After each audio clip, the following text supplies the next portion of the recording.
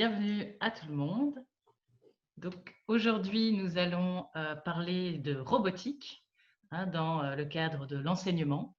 Donc la robotique, comment la robotique peut nous aider dans les apprentissages. Et ici en particulier, c'est les apprentissages on va parler plus aujourd'hui des compétences disciplinaires. Donc, voilà, quand on est enseignant et qu'on se dit, bah, tiens, je dois donner cours de maths, est-ce que la robotique peut m'aider? Est-ce que la robotique peut peut-être m'aider dans d'autres matières? Donc, ça, c'est ce qu'on va voir aujourd'hui avec… ah ben, donc c'est Benoît Naveau.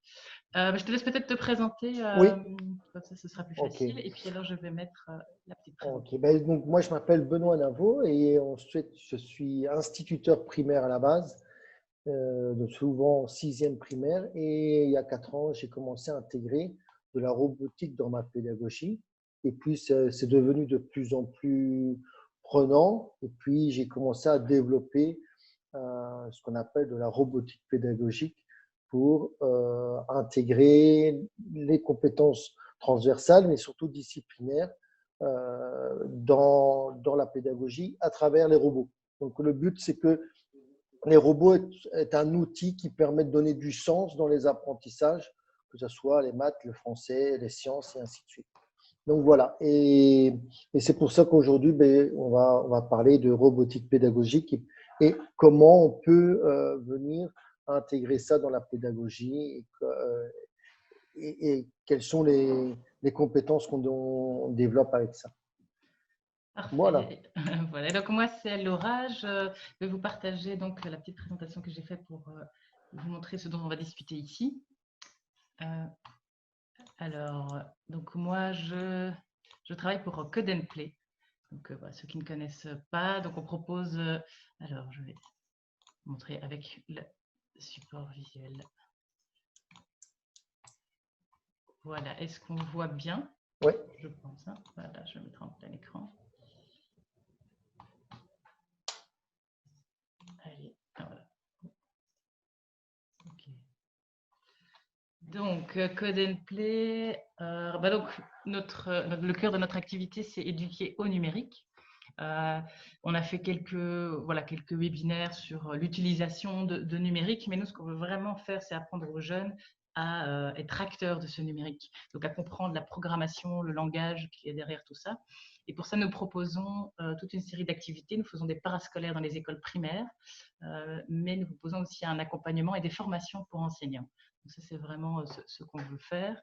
Pourquoi l'école primaire? Parce que pour nous, c'est un bon moyen d'atteindre un maximum d'enfants en évitant un petit peu les stéréotypes de genre, et ça permet aussi d'avoir une mixité sociale, de toucher vraiment tous ceux qui vont à l'école. Et donc, dès le plus jeune âge, en général, ils comprennent assez bien et assez vite aussi. Voilà, il faut par contre essayer de rendre ça un petit peu ludique aussi, et c'est ça que la robotique permet. Donc, on fait pas mal de choses où on axe plus sur la programmation informatique, mais la robotique est très, très amusante et plaît beaucoup aux enfants. Donc, je pense que vous allez avoir l'occasion de voir ça dans ce webinaire ici aujourd'hui. Alors, ici peut-être en 2 mots la structure. Donc, d'abord, on va voir ce qu'est un robot, puis parler alors assez vite plus de la robotique pédagogique voilà, en général. Qu'est-ce que c'est, comment on peut l'imaginer, se l'approprier. Et alors ensuite, là, on ira sur le sujet, donc les compétences disciplinaires.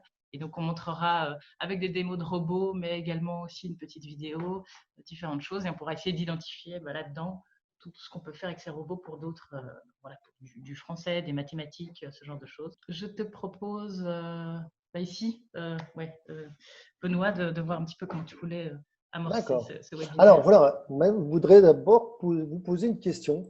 Euh, Peut-être à utiliser le chat de Zoom. Ah, pour vous, c'est quoi un robot? Parce que souvent, l'idée que l'on a n'est pas nécessairement la bonne et parfois oui, mais parfois non. On a parfois une représentation erronée de ce que c'est qu'un robot. Donc, n'hésitez pas à utiliser le chat pour mettre, à votre avis, pour vous, c'est quoi un robot? Voilà, N'hésitez pas, donc, il y a pas de façon, il n'y a pas de bonne, je vous le dis tout de suite, il n'y a pas de bonne ou de mauvaise réponse, parce que même au niveau des experts scientifiques, alors, un exécuteur de commande. OK. Ok, Ouais, Christophe, un exécuteur de euh, commande. un exécuteur de commande. Je regarde. Alors, est-ce que quelqu'un d'autre veut mettre quelque chose? Qu'est-ce qu'un robot? Ouais, ça, c'est une Qu'est-ce qu'un question robot? évidemment qu'on peut poser en classe avec ses Et élèves c'est qui n'ont c'est jamais souvent, fait. voilà, moi quand je commence et que je fais des activités de robotique, c'est la première chose que je demande aux enfants. Et bon, il n'y a personne d'autre. Damien, non? Bérangère? N'hésitez pas, il y a pas de honte à mettre quelque chose. Donc, euh, un robot, c'est quoi? Ben, c'est un outil que l'homme a créé pour pouvoir se faciliter la vie. Et un robot, c'est quoi? Et je suis d'accord avec toi, Christophe. Il y a Un Damien qui exécuteur. a répondu aussi dans Ah, questions et j'ai Damien, j'ai réponses. pas vu. Voilà, c'est dans questions et réponses. Ah, d'accord. Donc voilà, ici, donc, comme je disais juste avant, essayer pour ces réponses-là de le faire dans Converser, le petit onglet Converser. Mais voilà, moi, je ne sais pas, si peut-être que toi, tu ne vois pas Moi, je questions-réponses. vois que exécuteur Ok, de c'est commande ça. Mais voilà, je suis de là pour ça. Donc Christophe. Damien Ok. nous dit une machine capable de réaliser une tâche de manière autonome. Ok. Ok. Belle réponse. Ah ben, c'est une belle réponse. Mais voilà, alors, il y a plein je vais vous donner les deux gros axes quand on parle de robotique.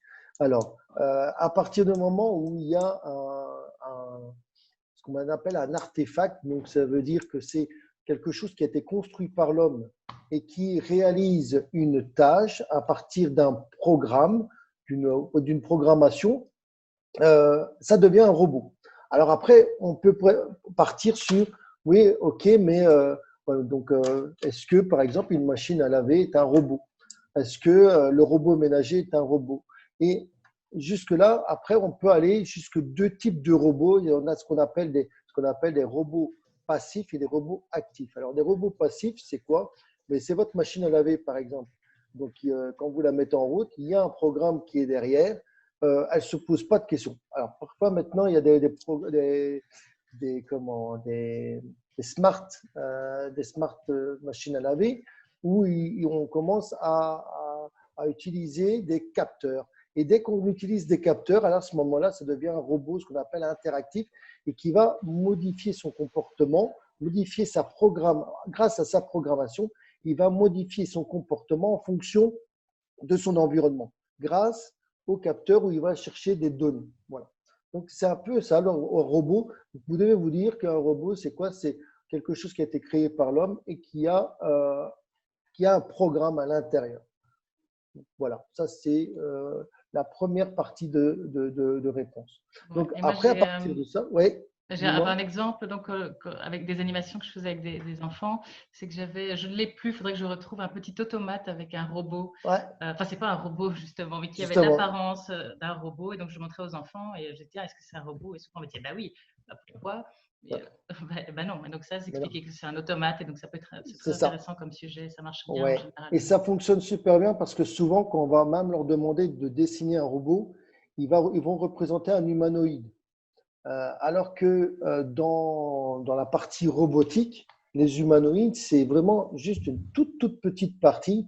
La plupart, ben, un robot qu'on utilise tout le temps, c'est notre voiture, où il y a plein de programmation qui est derrière, avec des capteurs pour pouvoir s'aider pour se garer, ainsi de suite. Donc voilà, c'est ça. Et à partir d'un robot, donc il existe différents types de robots euh, que l'on va pouvoir utiliser dans la pédagogie, qui vont être mis à notre disposition. Mais il faut savoir, c'est que un robot pédagogique que l'on va utiliser à but dans nos classes, il fonctionne exactement de la même manière qu'un robot qui est dans une usine, par exemple. Donc, un robot qui est dans une usine, il a aussi les mêmes types de capteurs. Alors, c'est bien plus poussé, la programmation est plus précise, mais on arrive à la même chose. Donc, la robotique pédagogique, c'est vraiment utiliser les robots comme outil pour développer des compétences disciplinaires ou transversales. Alors ici, on va se baser plus sur les compétences disciplinaires, mais c'est vraiment ça. Alors, le robot, ce qui est super intéressant et ce qui permet aussi de se décharger en tant qu'enseignant, c'est que je prends un exemple très simple. Un enfant va faire un exercice. la seule moyen de vérification qu'il a, c'est de vous donner sa copie et vous allez lui dire ça c'est bon, ça c'est pas bon. Et on a toujours un peu le rôle du méchant qui va mettre des points ou qui va barrer parce que c'est pas bon. L'avantage du robot, c'est que l'enfant il va tout de suite accrocher avec un robot. Alors que ça peut être Ozobot que l'on voit ici ou Spike sur l'autre image. Euh, donc, l'enfant va déjà tout de suite avoir un côté affectif avec ce robot-là. Et ce qui est bien, c'est que quand il va faire son exercice, il va le faire et il va envoyer son exercice au robot. Et le robot, dans sa manière d'exécuter la tâche, mais il va tout de suite, l'enfant va tout de suite voir si sa réponse est validée ou pas. Et c'est ça qui est intéressant, c'est que le rôle de l'enseignant, il n'est pas là pour dire c'est bon, c'est pas bon, parce que de toute façon, l'enfant va le voir avec son robot, mais il est juste là pour le guider, pour le dire, OK, ça ne fonctionne pas, alors qu'est-ce que tu peux faire? Et quand on parle de compétences du 21e siècle, euh, on doit mobiliser toute une série de compétences pour pouvoir développer de la créativité, la collaboration et tout ça. Mais c'est grâce aux compétences mathématiques français qu'on va pouvoir développer ce genre de choses. Donc voilà, Et c'est ça juste, qui est. oui, je t'interromps 2 minutes. Juste donc, Oui, on avait fait un premier webinaire sur le sujet où on parlait davantage des compétences transversales, les compétences du 21e siècle, avec Nadine, cousine de Code and Play. Donc là, je vais vous remettre en lien dans la conversation et en ouais. commentaire voilà, le lien. Comme ça, vous pouvez revoir aussi si vous ne l'aviez pas vu cette conférence-là.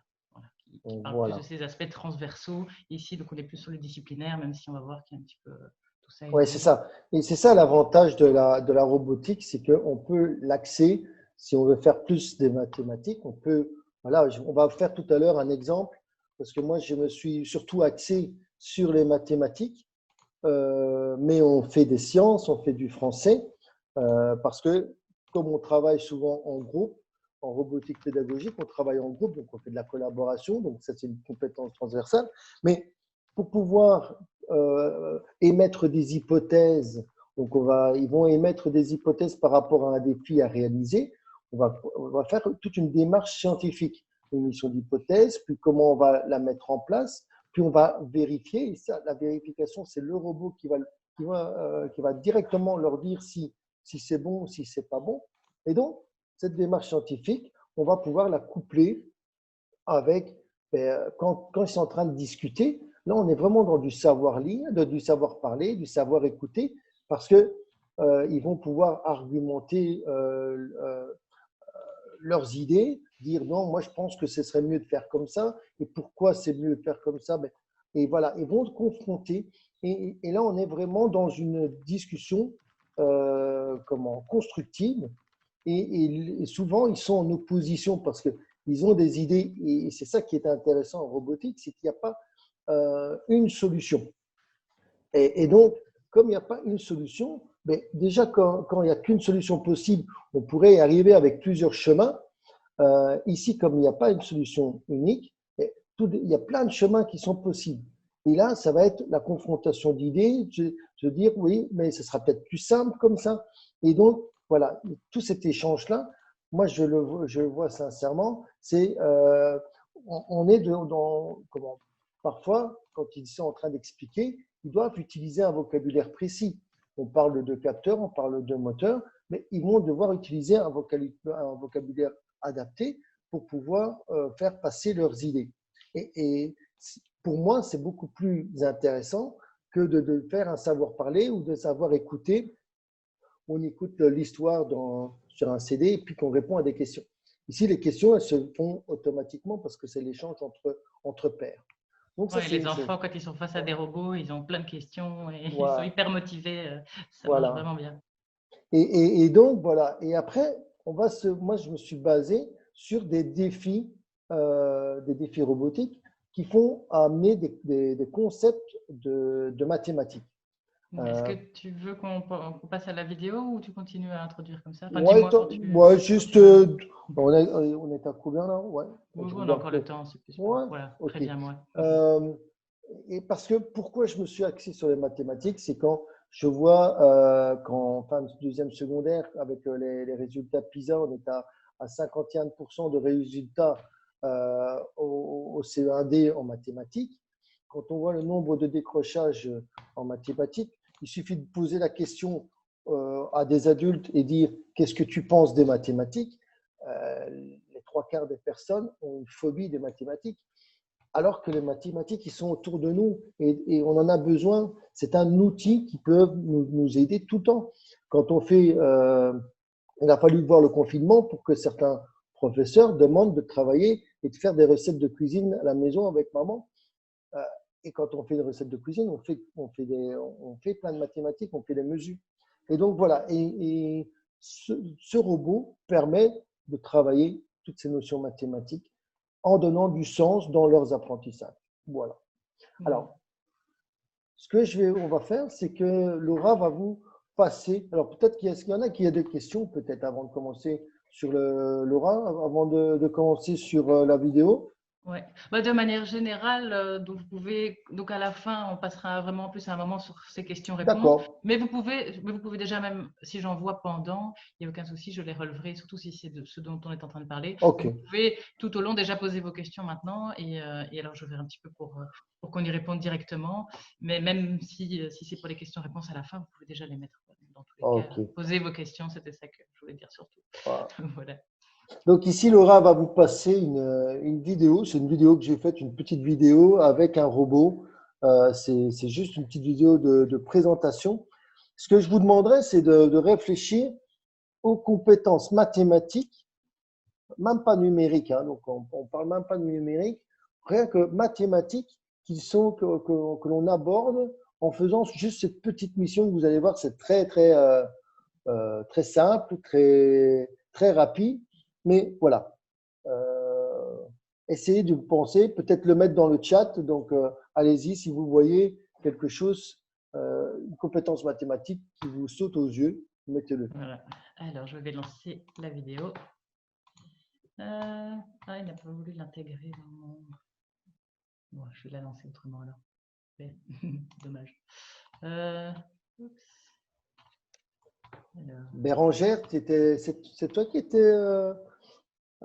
m'as suivi dans les formations sur la FOSEF ou pas? Parce que ça me dit quelque chose, Bérangère. Ah, ok. Ok, ça allait bien. Voilà, désolé, je vais retrouver cette vidéo. Je l'avais bien intégré tout dans mon. Il a sauté. Mais voilà, hop. Ici, cette vidéo.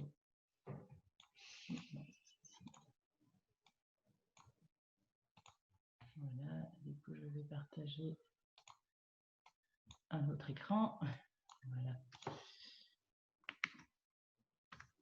Ça va? Oui, oui. Partager l'écran.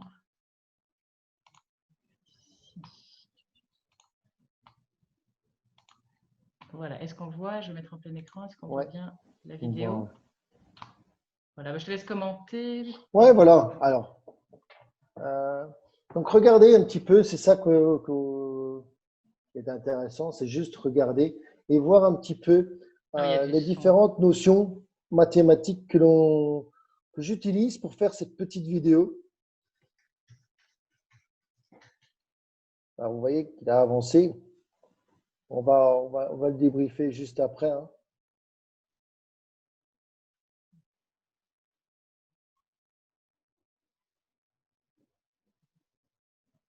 Alors, s'il y en a déjà qui mettent dans le chat quelque chose? Alors, je vais regarder.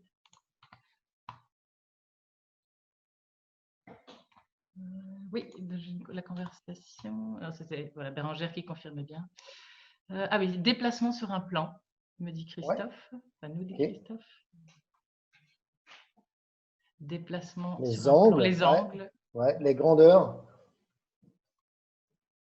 Voilà. Et tout à fait. En fait, on va au départ le robot, l'envoyer, euh, on va l'envoyer et on va travailler un déplacement en tour de roue. Donc, on va dire voilà, tu vas te déplacer de autant tours de roue. Puis, on va lui demander de se déplacer et on va utiliser le capteur pour dire voilà, quand tu te retrouves à une certaine distance, je crois que c'était 15 ou 20 centimètres de d'un obstacle, tu vas t'arrêter et puis on va tourner à un certain angle. Et donc, on travaille les angles, puis quand il aura travaillé avec les angles, hop, il va avancer. Là, il va détecter une couleur. Alors, vous pouvez travailler avec les couleurs ou ce qu'on appelle le pourcentage de lumière réfléchie. C'est pas compliqué. Là, quand c'est une feuille blanche, la feuille blanche réfléchit 100%, si c'est une vraie feuille blanche, 100% de la lumière. Si c'est une feuille noire, ben, elle réfléchit 0%. Et en fait, chaque couleur réfléchit à un certain pourcentage de lumière. Et donc, voilà, encore une fois, on va pouvoir travailler avec les pourcentages. Puis, à un certain moment, quand il va trouver la couleur, je pense que c'était la rouge, il va s'arrêter et il va abaisser un bras. Et là, le bras, on va travailler, on peut pouvoir travailler en angle de rotation. En angle de rotation ou travailler avec des fractions ou des nombres décimaux de rotation. On pourrait très bien dire, voilà, je vais tourner de 3 dixièmes de rotation. Voilà. Et après, qu'est-ce qu'il va faire? Il va tourner, on va travailler encore avec les angles, et puis on va suivre une ligne de couleur rouge et on va encore faire un angle pour pouvoir revenir au point de départ. Il y a Donc, Christophe qui demandait si c'était un Lego Mindstorm. oui, c'est Euh, ça. C'est ok. ça. C'est bien un robot Lego Mindstorm. Oui, Ok. tout à fait. On parlera un tout Euh, petit peu après, mais je te laisse oui, tout continuer à là comme fait. ça. Et donc, euh, et donc voilà, c'est juste pour montrer que un petit exemple comme ça, on va pouvoir travailler toutes les grandeurs, on va pouvoir travailler les distances, la longueur, alors, on ne va pas travailler les capacités, mais on va travailler différentes grandeurs. On va travailler les angles. On va pouvoir travailler dans le plan, déplacement sur le plan, bien sûr. Et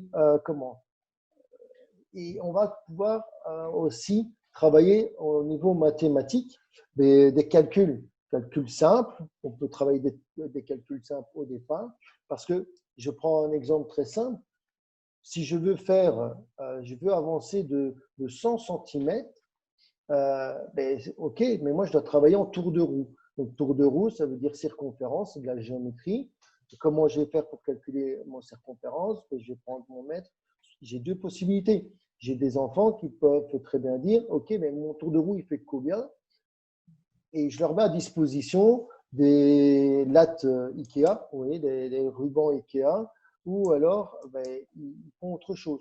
Et il y en a qui vont prendre le ruban Ikea et qui vont prendre la circonférence de la roue et vont mesurer la roue. Donc, s'ils veulent faire 100 cm, ils vont faire 100 cm divisé par la circonférence de la roue. Mais d'autres vont faire autrement. Ils vont avancer d'un tour de roue et vont mesurer la distance parcourue. Et on va arriver aussi avec des calculs de division. OK? Donc, voilà. Alors, aujourd'hui, ce qu'on va faire, je sais pas, qu'est-ce qu'on peut passer à la présentation du robot et voir comment on Ouais, va faire. on va faire une petite On va démonstration, faire hein. une petite démonstration L'idée. live. Tu montres Zobot ou pas? Fini. Tu vas le montrer? Mais montre d'abord ici, puis je Ok. montrerai un petit Alors, peu moi après pour ici, parler. moi je travaille beaucoup avec les Lego Mindstorm et depuis quelques mois, je travaille avec les Lego Spike. Donc, c'est les nouveaux robots Lego qui sont sortis mi-janvier. Alors, pourquoi je me suis basé là-dessus? Parce que c'est les robots qui ont été conçus pour fin primaire, début secondaire. Et autre chose aussi, c'est que je ne sais pas s'il y a des enseignants du primaire, du fondamental ou du début secondaire ici, mais dans l'école numérique, si vous avez participé à l'école numérique, il y avait possibilité de commander des Lego Spike. Ok, top. Est-ce que Christophe, est-ce que tu as fait une demande d'école numérique?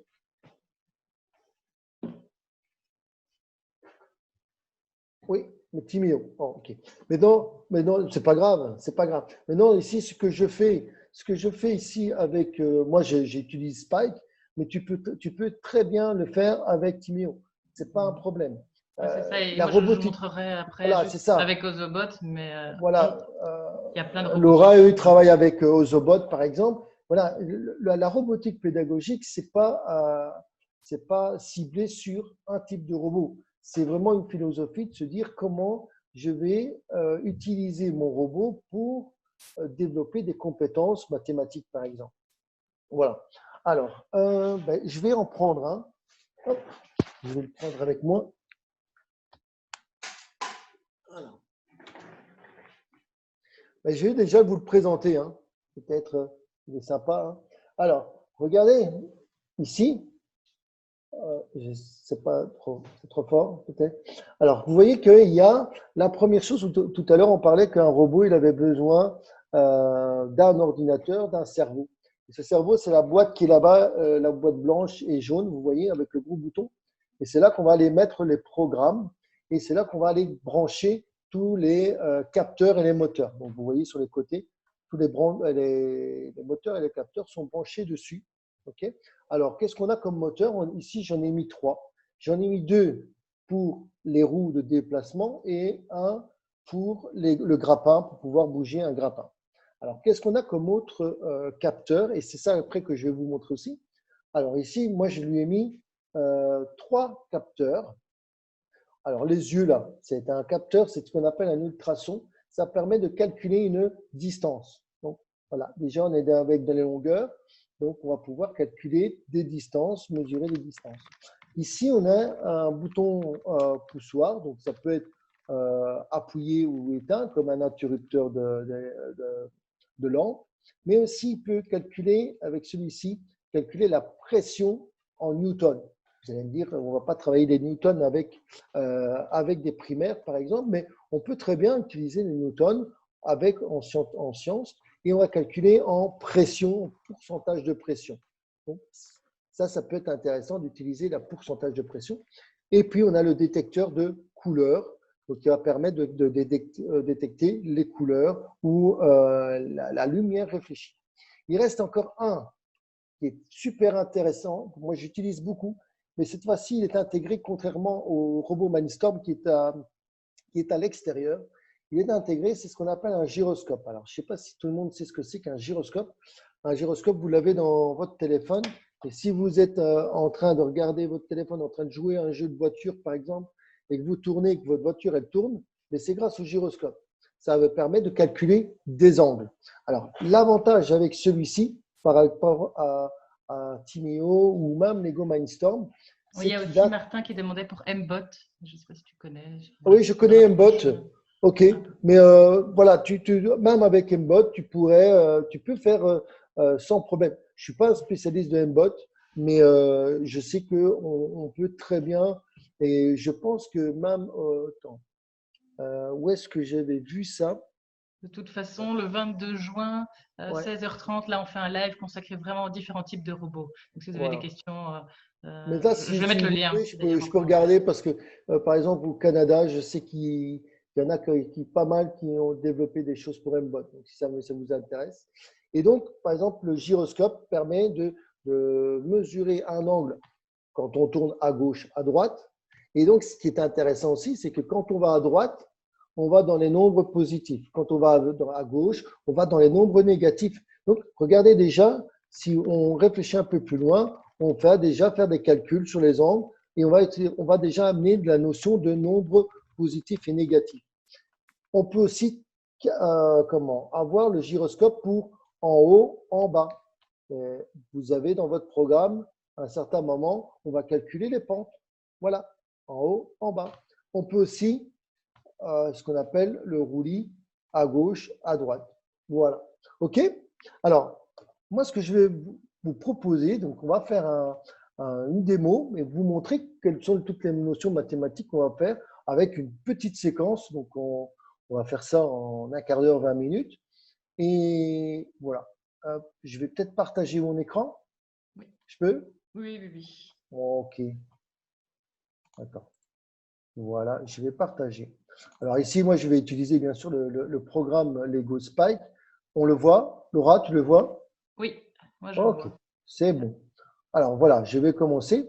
Alors vous voyez ici, on est dedans. Je ne sais pas s'il y en a qui connaissent Scratch, mais par exemple, Code and Play utilise pas mal d'activités avec Scratch, je pense, hein.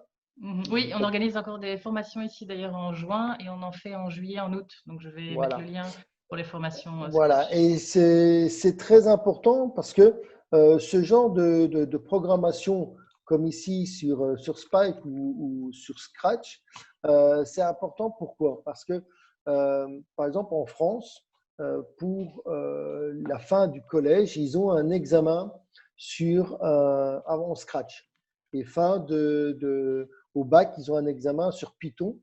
Euh, les, les mesures européennes recommandent ça. Donc, ça veut dire que incessamment sous peu, et de toute façon, c'est déjà fait, PISA a intégré le codage, et notamment via Scratch, le codage dans cette nouvelle prise comment, euh, de valeur dans comment dire, dans les évaluations PISA, ils vont prendre, en plus des maths et du français, ils vont prendre du numérique et il y aura du codage. OK? Donc, et le codage, mais c'est sous forme notamment, jusque deuxième secondaire, sous forme de blocs, comme dans Spike ou dans Scratch. Voilà. Je pense que Mblock travaille aussi comme ça, hein, avec Blockly, je pense. Voilà. Avec Avec, Ozobot, tu sais faire, hein? ouais, avec Ozobot aussi, ça ressemble très fort à ça. C'est plus Mindstorm où c'est un petit peu différent, mais Oui, mais ouais, c'est des blocs à déplacer. ouais, sauf que Mindstorm, dans 2 mois, ils vont passer sur une interface comme ça. Ah, ok, ouais. C'est vrai que c'est peut-être OK. plus logique comme ça partout, C'est c'est la plus même chose, c'est logique, plus voilà. facile, hein. Voilà. Mhm. Donc voilà, regardez ce qui est intéressant, je vais vous le présenter. Vous voyez que vous avez le moteur qui est là. Je vais appuyer sur mon robot et ce qui est intéressant, c'est que j'ai en permanence les données de mon robot. Hop, je vais le remettre exprès. Là, hop, voilà. Alors, vous voyez, on a nos moteurs pour le déplacement, notre grappin. Voilà, ici, je vois qu'il me met le prochain obstacle à 200 cm. En fait, quand il ne détecte rien, sa valeur maximum, c'est 200 cm. Par contre, je ne sais pas si vous voyez, hop, vous voyez, on est à 200 cm. Je vais mettre ma main devant, regardez, directement, j'ai en permanence, voilà, je sais que ma main est à 15 cm. Je vais peut-être agrandir. Tu vois? OK? Vous voyez ou pas? Et on voit que en fonction de ma main, ben, la distance varie. OK? Euh, Ici, si on regarde là, ici, le capteur de couleur, si je commence à mettre, par exemple, je vais prendre une feuille rouge, je vais le mettre en dessous et regardez, on voit que c'est du rouge. Si je prends une feuille blanche, je vais mettre une feuille blanche ici, hop, je le mets et on va voir qu'il va nous donner du blanc. Si je mets sur mon ordinateur qui est du noir, voilà. OK? Et ça au-dessus, vous voyez, ça c'est les angles, l'inclinaison des angles. Et donc, regardez, si je le fais tourner, hop, je suis ici, je le fais tourner vers la droite, regardez, on n'est pas dans les positifs, on augmente dans les positifs. Si on va vers la gauche, on descend et on va aller même dans les négatifs. OK? Et donc, quand on va travailler avec les angles, même les angles complémentaires, les angles supplémentaires, ben, on va pouvoir travailler avec ça. Donc, nous, le petit exercice que l'on va faire, ça va comme ça jusque-là, Laura? C'est Oui, bon? oui, oui. Juste peut-être quand si après tu fais la démonstration, qu'il faudra couper ton partage d'écran le temps, parce que Ouais, pour ok. la rediffusion sur Zoom, tout le monde peut un peu voir ça de lui-même et sur Facebook, je n'arrivais pas à Ok, moi-même te attends, mettre en je vais plus juste grand. remettre le robot Voilà. en place. Oui, pas de souci. Est-ce qu'on le voit bien là? Ouais, top. Ok, alors, ce qu'on va faire, c'est que tout le monde voit bien mon écran. Ce que on va faire, on va juste faire une petite activité que je fais avec les enfants. Alors, c'est pas la première fois, pas le premier jour, mais après 3-4 séances, on peut y arriver. Donc, qu'est-ce qu'on va faire? C'est la même chose que nous. Un robot, vous voyez que là, on va pouvoir travailler avec les moteurs, les déplacements. lumière, son. Il y a toute une série de choses que l'on peut faire, les capteurs, les opérateurs, des variables. Alors, des variables, ça, c'est quand on va pouvoir, on va y arriver plus tard. Les blocs, mind block, ça veut dire qu'on va créer nos propres blocs. Donc, ça, on arrive dans des étapes plus loin. Je vous dis sincèrement, avec des élèves de 6e primaire, 5e, 6e primaire, en faisant 1 heure et demie tous les 15 jours, on arrive à ça à la fin d'année, hein, sans problème. Les variateurs, les opérateurs et tout ça. Donc, on va commencer. C'est la même chose que nous, en tant qu'humains, ben, on est défini, on a notre genre, on a nos caractéristiques et notre robot, on va lui donner ses caractéristiques. Alors, qu'est-ce qu'on va donner comme caractéristique? La première chose, c'est on va lui dire que oui, tu as trois moteurs, mais il y en a 2 qui servent de déplacement. C'est le C et le D. Puis, qu'est-ce qu'on va faire? On va lui dire qu'on va déplacer. Alors, c'est 50%. Vous voyez déjà la notion mathématique, 50%. Ce n'est pas 50 km/h, parce que souvent les enfants ils disent ah ben, mon robot il va se déplacer à 50 km/h. Non, il se déplace à 50% de sa puissance totale.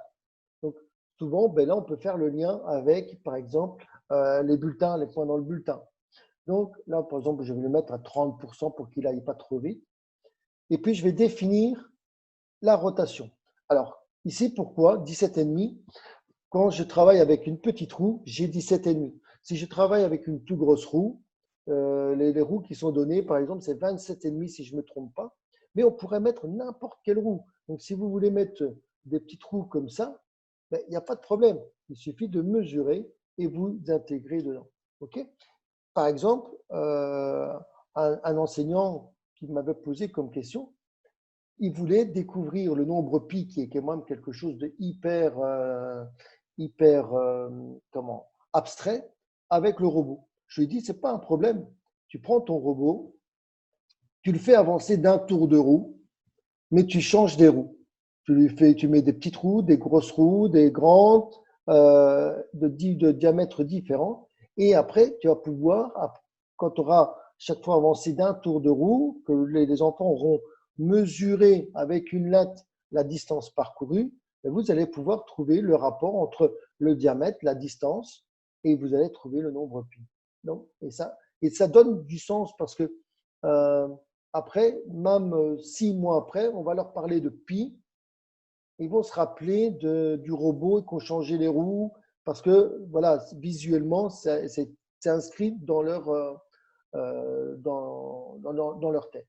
Voilà, donc maintenant, notre robot, il sait tout. Il sait qu'il va se déplacer avec ces moteurs-là, c'est une puissance autant. Et donc, moi, ce que je voudrais faire avec vous, c'est un carré. Alors, pour faire un carré, qu'est-ce qu'on va faire? Et déjà, quand je leur demande ça, mais déjà, qu'est-ce que c'est qu'un carré? Parce qu'avant de pouvoir demander au robot de faire un carré, il faut que l'enfant sache exactement ce que c'est qu'un carré. Donc, c'est quoi un carré? C'est 4 côtés isométriques et 4 angles droits. OK. Comment je vais pouvoir faire ça? Je vais me déplacer. Hop. Je vais me déplacer, mais alors je ne vais pas tourner. Je vais aller tout droit pendant. Alors ici, vous voyez, moi j'ai fait une table et j'ai découpé en zones pour avoir plus facile. Et une zone, c'est 30 cm. Donc ici, qu'est-ce qu'on va faire? On va pouvoir faire, on va faire 60 cm. Comme ça, vous allez voir, il part d'une ligne, il va arriver à l'autre ligne. On va mettre 60 cm. Alors vous voyez que là, je peux travailler en degrés. Et ça aussi, les enfants, c'est un tour de roue, c'est 360 degrés. Et là, on peut travailler les équivalences. Je peux travailler en disant, je fais un demi-tour. Un demi-tour, c'est 360 degrés divisé par 2, ça fait 180 degrés. Ça fait aussi, on pourrait mettre 5 dixièmes de tour de roue. Donc, on va travailler les nombres négatifs, on va travailler les nombres décimaux, on peut travailler les fractions, on peut travailler les angles. Donc, voilà. Ce qui était intéressant aussi, c'est que quand la fois passée, j'ai demandé aux enfants, OK, faites-moi tourner le robot sur lui-même. Ah ben, ça va, pour tourner, c'est 360 degrés, donc ils ont mis 360 degrés. Et en fait, le robot, quand il tourne de 360 degrés, c'est sa roue qui tourne de 360 degrés. mais ce n'est pas la même chose que le robot qui tourne de 360 degrés. Voilà. Alors, on va continuer. Donc maintenant, on va devoir tourner. On va devoir tourner. Alors ici, moi, ce que je fais avec les enfants, c'est qu'on détermine, on essaye de voir. Par exemple, voilà, je vais faire ceci et je vais voir, on peut travailler avec des capteurs pour être plus précis. Mais au départ, on ne va pas commencer à amener des capteurs. Donc ici, je ne vais pas amener des capteurs. Qu'est-ce que je vais faire? C'est que je vais lancer mon robot pour voir, en tournant vers la droite de 10 cm, ce que ça va faire. Et c'est ça qui est intéressant, c'est qu'on va lancer, on va voir et on va en tirer des conclusions. Donc, je vais prendre l'exemple, je vais tourner de 10 cm vers la droite, je vais lancer mon robot, regardez sur le tapis.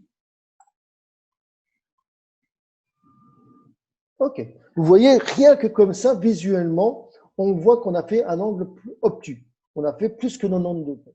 Et donc là, on va pouvoir aller dans notre robot et là, il va nous dire que c'est 102. 102 degrés. Donc, c'est plus ou moins 100 degrés. On ne va pas se casser la tête. Donc, 100 degrés, donc ça veut dire. Et là, on a un raisonnement aussi. On peut amener chez l'enfant un raisonnement. Donc, nous, on veut avoir 90 degrés. Si je mets 10 cm, j'ai 100 degrés. Comment je peux arriver à avoir 90 degrés? Et là, on amène la règle de 3. Donc, 10 cm, c'est 100 degrés. 1 cm, ça va faire 10 degrés. Je veux avoir 90 degrés, donc je vais mettre 9 cm. Et qu'est-ce que je vais faire? C'est que je vais mettre 9 cm. Et encore une fois, c'est mon robot qui va me donner la solution. Je vais l'exécuter. Je vais regarder ce qui va se passer. Voilà. Attends 2 minutes, comme ça, je vais mettre en plus grand. Voilà. Tu veux que je le relance? Oui, si ça te va. Ouais, pas de problème. Comme ça, ceux qui sont… Voilà, on l'a vu? On peut voir aussi. Oui, voilà. Du coup, j'ai enlevé donc, ton partage d'écran. Voilà, tu alors, peux le remettre. du coup, je vais le remettre. Attends. Voilà. Je vais le remettre, mon partage d'écran. Voilà. OK. Et là, on voit que c'est 93. Ben donc, qu'est-ce qu'on devrait faire? C'est descendre un petit peu. Voilà, on va pouvoir avoir 8,8. On va faire 8,8. Et donc, un enfant va dire, ben, on va mettre 8,8, on va tester, on va voir, on le teste. OK, et on regarde. Ah, là, on est à 89. Bon, on ne va pas chicaner. On va dire que c'est bon. Et donc, on sait que maintenant, ça va permettre de tourner à 90 degrés. Donc, je vais faire mon carré, je vais aller tout droit, et puis je vais tourner à 90 degrés. Qu'est-ce que je dois faire? Je dois encore aller avancer, tourner, avancer, tourner, avancer, tourner. Moi, je ne sais pas vous, mais j'aime pas répéter 36 fois la même chose. Donc, on va aller chercher quelque chose qui va nous aider. On va répéter ce mouvement. Alors, ici, on ne doit pas le répéter 10 fois, on doit le répéter 4 fois. OK? Je vais remettre le robot convenablement. Oui.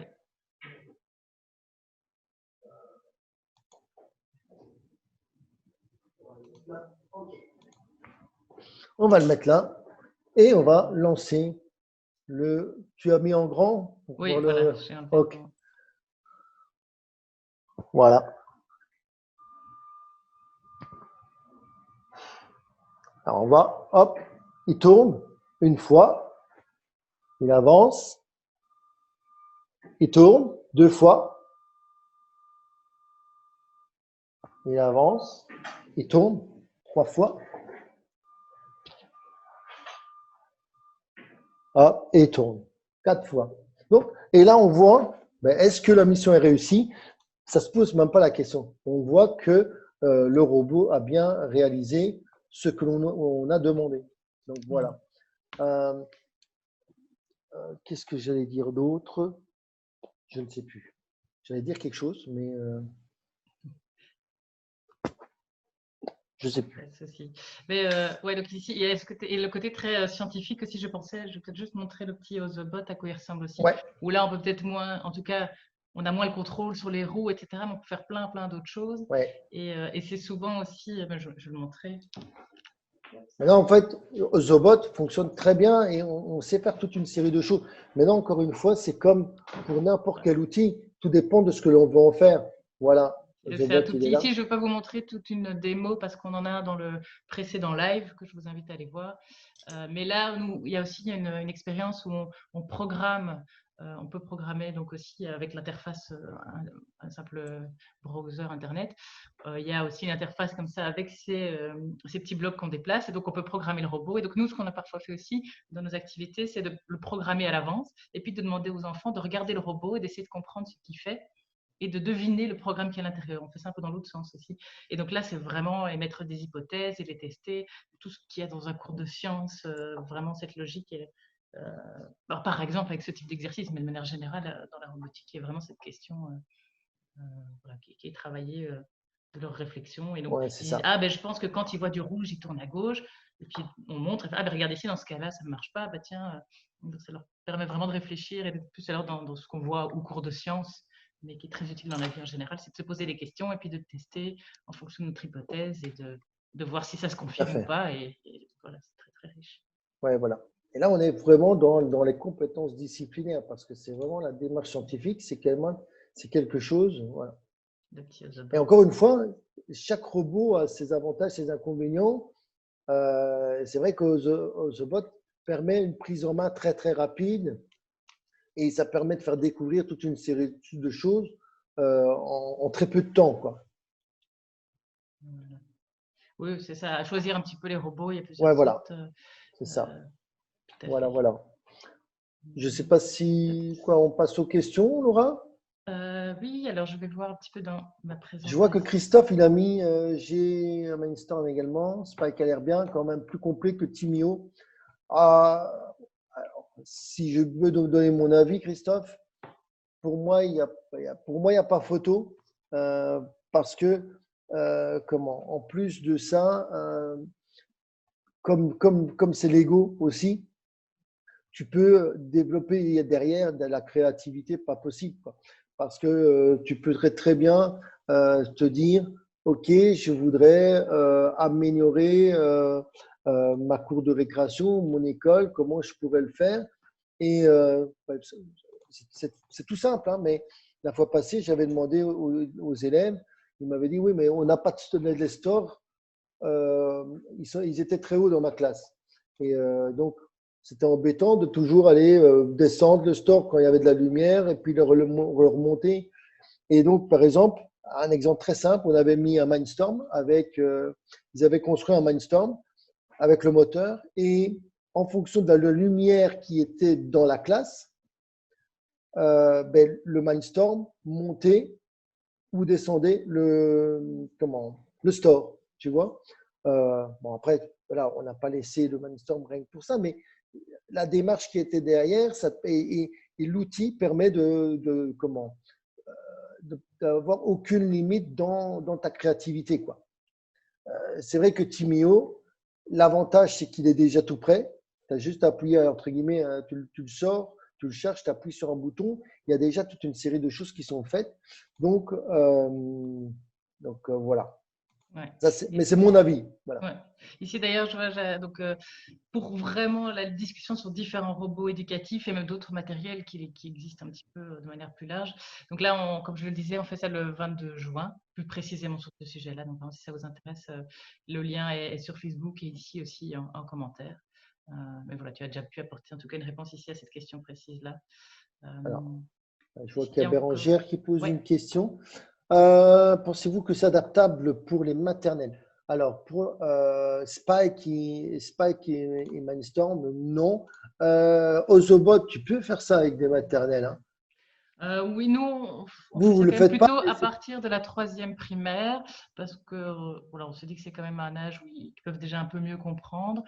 Il y a Après, Bluebot moi, qui va dans mon bien pour les expérience, j'ai déjà maternelles. fait pas mal de choses avec des maternelles. Il y a toujours, ou peut-être, au lieu d'être avec de vrais robots, il y a toute une série de petits jeux et de choses qui peuvent déjà les Ouais, amener à penser informatique, ouais.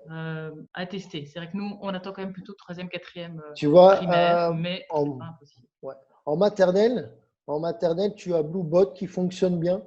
C'est un Que dit robot Christophe. que tu appuies dessus. Voilà, ça fonctionne bien. Maintenant, si tu veux, tu as aussi plein d'activités, ce qu'on appelle des activités de numérique débranché. que Marie Duflo-Crémer pas créé, mais qui sont libres d'accès. Tu tapes Computer Science Unplugged en français et tu as des activités pour faire en débranché. Tu fais du numérique, mais en débranché, donc tu n'as pas besoin de matériel. Ouais, et donc, Bérangère nous parle aussi de Learning Resource, donc la souris robot, Learning Resource. Ouais. Moi, je ne connais pas, mais à mon avis, pour le maternel, il vaut mieux alors prendre des robots qui sont adaptés pour ces âges-là. Ouais. Rien que pour manipuler, je pense que c'est surtout là aussi que c'est pensé pour.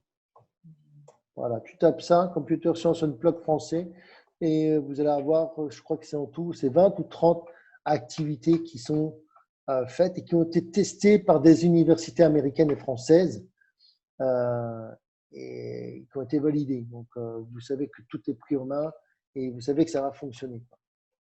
Je vois Christophe, de rien, je n'ai pas testé, mais j'ai le projet d'utiliser Bluebot en maternelle. Ils ont l'air top, c'est bon. Sérieusement, il y a moyen de faire des… Et là, on est surtout dans le déplacement du quadrillage et dans le codage.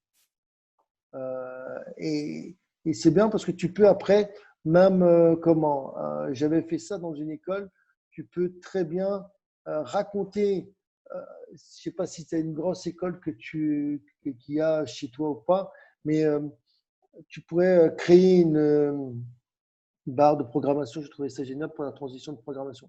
Ouais, mais c'est très cher. Le problème, c'est que c'est très cher la barre de Une barre de programmation. programmation, est-ce que tu peux préciser ce que c'est?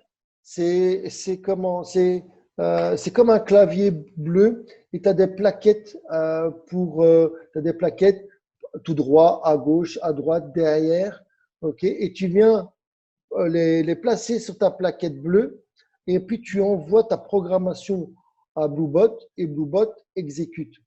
Tu vois? Okay. Mais la barre de programmation coûte plus cher que le robot. Le robot, je crois que on tourne dans les alentours de 135 €, je pense. Et la plaquette avec la barre de programmation, je crois qu'on est à 150 €. Tu vois? Donc voilà. Après, il y a tu peux très bien faire des plaquettes toi-même sur du carton et ça fonctionne tout aussi bien. Et puis un enfant qui vient répéter la programmation sur les boutons qui se trouvent sur la Bluebot, par exemple. Voilà. Parfait. Est-ce qu'il y a encore des questions? Donc, en attendant, voir s'il y a peut-être encore une autre question ici. Donc, je rappelle qu'on fait une formation donc, à Scratch. Christophe, qu'est-ce qu'il l'avait suivi, qu'il avait trouvé ça très intéressant. Et donc, ici, on n'a pas le robot. Et comme c'est une formation qu'on fait en ligne, c'est pratique parce que il suffit que vous ayez un ordinateur pour pouvoir participer et comprendre cette logique de programmation. On voit aussi sur le slide là, les petits blocs que vous pouvez déplacer au centre pour faire votre programme. Et à droite, vous avez en fait un écran qui, au lieu d'être un robot qui va effectuer ça en vrai, avec cet écran, vous allez voir, ici, il y a le petit bonhomme de Scratch qu'on voit, mais vous pouvez mettre plein d'autres personnages, ou d'images, ou de formes. Et puis là, on peut les animer, on peut faire toute une série de choses. Et on peut même pousser très loin la programmation pour arriver à des jeux vidéo ou des choses vraiment interactives et très, très chouettes. Donc ça, c'est très chouette aussi pour les jeunes. Et pour les enseignants, moi je trouve ça très intéressant. Mais donc voilà, le lien est en commentaire pour cette formation. On en fait pendant l'été, ici encore en juin. Et alors, des formations à Ozobot. Donc nous, on a des cours complets qu'on prépare et qu'on peut, donc là, si vous suivez, donc à partir de la rentrée en septembre, on va refaire peut-être avant. N'hésitez pas à vous inscrire sur le lien que j'ai mis au tout début aussi pour être tenu informé des formations. Et donc là, c'est vraiment, on peut vous prêter le matériel, on peut vous accompagner aussi dans la mise en place de ça dans votre classe. Donc là, c'est avec les petits robots Zobot. Nous, ce qu'on trouve pratique avec ceux-là, c'est que ça ne prend pas trop de place en termes de transport, etc. Au niveau prix, c'est assez raisonnable aussi. Et que pour les primaires, voilà, on ne peut pas lui ajouter des éléments, mais il a quand même toute une série de capteurs qui sont bien faits. On peut les programmer, donc c'est vraiment assez complet. Voilà. Et donc, on fait toute une série. Et en fait, dans notre cursus, donc le cursus qu'on peut vous transmettre et que vous pouvez adapter à votre sauce. Il y a toute une partie avec Scratch, avec code.org aussi, qui est très intéressant pour que les enfants puissent même apprendre un petit peu d'eux-mêmes, parce que ce sont des environnements tutoriels où on leur dit pas à pas ce qu'ils doivent faire. Donc voilà, on ne fait pas que The Bot, mais en tout cas, quand on passe à la robotique, nous, c'est celui qu'on utilise ici. Mais il y a énormément de choses intéressantes, quoi. Voilà. Mais je ne pense pas qu'il y avait 2 questions en plus. Si, il y a eu des remarques, mais voilà, j'ai vu que tu avais répondu. Donc, en effet, que c'est peut-être cher cette barre de programmation, mais que ça vaut la peine. Ça, je pense pour tout. C'est vrai que quand on parle numérique, robotique, Ouais. assez vite, on peut se dire ça coûte cher. Heureusement, il y a des appels à projets, des choses possibles pour les écoles. Mais de manière générale, réfléchissez, voyez avec la direction, en essayant d'avoir Maintenant, un peu. après, ça dépend Avec ce aussi. genre d'argument qu'on a aujourd'hui, on peut Ouais. travailler même le français, même les maths, quand ils échangent entre eux, quand ils doivent présenter, ils doivent expliquer ce qu'ils font. Ça peut être des arguments pour la direction aussi, quoi. Voilà. Voilà. Si tu voulais dire quelque chose encore, du coup. Non, mais que si jamais ils ont besoin, ils ont des questions, ils peuvent toujours revenir vers nous, quoi. Ouais. Et tu disais aussi en commentaire qu'on peut soi-même se débrouiller pour créer des plaquettes, des Ouais, histoires et des tapis. voilà. Okay. Parce que moi, j'avais même créé, j'avais proposé à une école, parce que, par exemple, les tapis, c'est 50 € pour avoir 3 ou 4 tapis. Donc, voilà, maintenant, il y a des écoles qui ont les budgets, que si tu as les budgets, ben, tant mieux. Mais si tu n'as pas les budgets, ben, rien qu'avec déjà une boubotte, tu peux faire des choses parce que tu pourrais très bien te dire, comment, que les 4e, les 5e et 6e créent une histoire, l'écrivent, ou c'est les 3e, 4e qui créent l'histoire. Les 5e, 6e créent les tapis, où on travaille avec l'échelle, on travaille avec les mesures. Et puis, ben, c'est les premières, 2e qui vont lire cette histoire-là à des maternelles. Voilà, il y a plein de choses que l'on peut aussi faire. Encore une fois, voilà. Si, par exemple, je vois Christophe qui dit mon PO devrait me suivre parce qu'ils sont. Ben voilà, tant mieux. C'est clair que c'est une question de facilité, c'est plus facile aussi. Parce que si tu dois tout créer, ça prend plus de temps. Mais voilà, il y a des alternatives, quoi. Et des associations, c'est ça, Ouais, qui tout à peuvent fait. vraiment vous accompagner. Et on est là pour ça et on demande d'avoir des enseignants motivés. Donc, pas hésiter à prendre contact avec nous, à suivre nos formations pour que vous puissiez être le plus indépendant possible par rapport à tout ça. Parce qu'en plus, vous allez voir, on s'amuse beaucoup en général quand on fait de la robotique, je trouve. Ok, super. Merci à tout le monde. On est dans un pile bon timing. Allez, tant mieux. Donc, voilà, donc les liens que j'ai mis sur Facebook ou ici pour, voilà, pour les formations qu'on propose et de manière générale l'accompagnement. Voilà. Merci beaucoup Benoît. Je ne sais pas si toi tu veux encore Merci. voilà, Merci de m'avoir renvoyer les gens invité. peut-être vers autre chose que toi tu proposes, donc la Robotique Academy ou quoi. N'hésite pas. Voilà. Si vous voulez, voilà, vous pouvez venir poser des questions aussi. Si vous voulez, je suis en train de mettre en place aussi un dispositif pour l'apprentissage de, comment, de la mise en place de la robotique pédagogique dans une classe. Et donc, cette méthode-là même est suivie par l'UMONS et par l'Université de Nice. Donc, pour pouvoir l'améliorer vraiment par rapport à l'intégration de la robotique pédagogique. Donc, voilà. Super. N'hésitez pas à revenir aussi. Grand merci à toi, De merci à rien. tous ceux qui ont participé et à bientôt. Merci. Merci beaucoup, c'était très intéressant. Merci pour vos questions. Et Merci. voilà, bonne fin de journée à tout le monde. Merci, au revoir. Au revoir.